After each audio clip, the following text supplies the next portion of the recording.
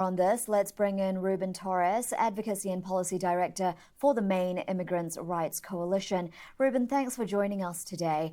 And I want to ask how this incident has perhaps impacted the sense of safety and trust among Maine's immigrant community. Yeah, thank you for having me. And I wish we could be here under better circumstances. Speaking from our experiences and conversations with our community partners on the ground, the situation for a lot of immigrant community members on the ground is very tense. What started off as a normal week, and for a lot of people can resonate with starting your week, preparing your lunch, getting ready to go to work, ended for a family with having to plan funeral processions for a father. And so what felt safe for a lot of folks now no longer feels safe. And so that question also is stemming into what are my safe activities that I can do on my day-to-day life. And what do you make of ICE changing its policy, temporarily halting vehicle stops? Is it enough?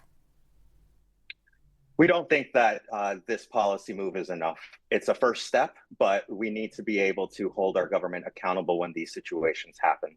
We have had 7 deaths in the last year, and we've had 3 in the last 7 days. So we keep asking ourselves, and we keep trying to uplift this message to our congressional delegation and state officials. How many more people have to be injured in these process before accountability and steps are taken to prevent this from happening?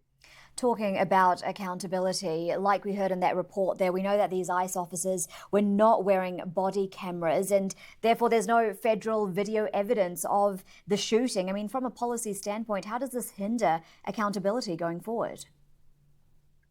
From a policy perspective, the lack of tools that we have to be able to uplift and uphold accountability measures is extremely concerning. It's one of our top priorities that we have been calling for as an organization to both the state and federal delegations, and ensuring that stuff like this doesn't happen.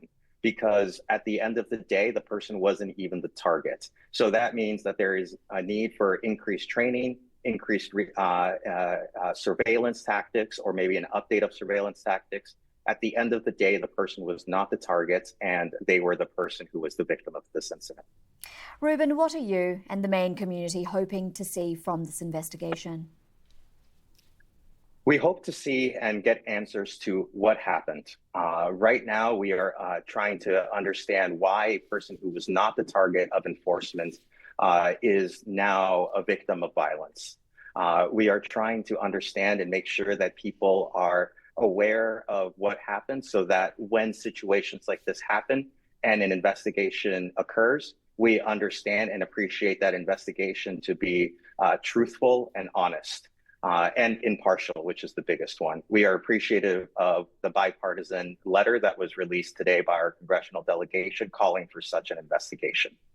A lot to weigh up there. Really appreciate your time. Ruben Torres, Advocacy and Policy Director for the Maine Immigrants' Rights Coalition. Now, BBC Verify has